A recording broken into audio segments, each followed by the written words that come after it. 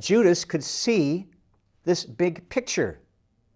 He understood immediately the drama that Jesus was here to play out, the death and the rebirth. And Jesus and Judas knew that in order for that drama to play out, someone needed to betray Jesus, and Judas was willing to accept that role. That's a tough role to play, the villain. But just as we said last time, with all these characters in the story and the drama and the song and the movie, there's good guys and bad guys. There's the white hats and the black hats, heroes and villains. Judas was enlightened enough, had enough appreciation of the big picture, that when Jesus said to him, I need someone to play this most difficult role, Judas readily volunteered. He was willing to sacrifice himself in order to glorify the source. We focus on Jesus as this very difficult role he had to play, yes. Not easy being crucified. But Judas, an equally difficult role, to be vilified through history as the betrayer.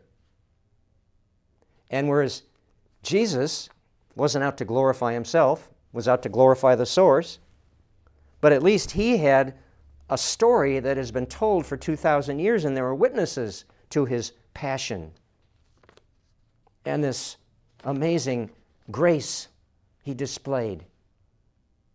And when he died, there was something majestic about it, especially since we all knew the happy ending followed. But for Judas, no happy ending, no grace, no majesty. He hangs himself in a lonely place, they tell us. Hangs himself in a lonely place. That's a tough role to play. He was willing to lay down his life for his friend, for his Lord. And as Jesus said at the Last Supper, this is the best we can do here, being willing to lay down your life for a friend. That is a true friend. Peter, on the other hand, was always full of the big talk. Lord, we're going to protect you, and Lord, I'll never deny you, and Lord, I'll be there with you through death. And where was he? All the big talk. Then when Jesus is in the interview, the interrogation with Pontius Pilate, and John and Peter are out in the courtyard, and these people are asking Peter, well, we all know the story. He denies him 3 times. I never met the man. I don't know this Jesus of Nazareth. He was scared. It's understandable. If they were after Jesus, they were certainly going to be after all of his followers. Peter wanted to save his own skin. No, I've never met the man. All the big talk. Lord, I'll be with you through the end.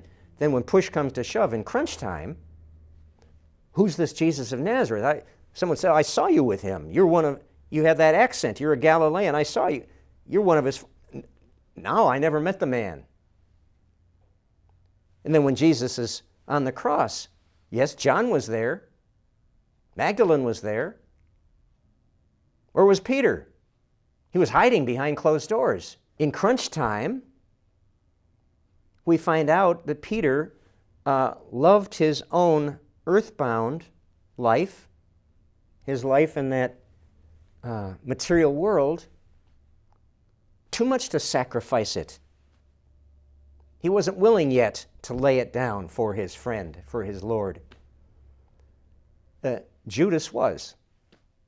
He was willing to play the role in the imaginal drama that was necessary to play in order for Jesus to glorify the source.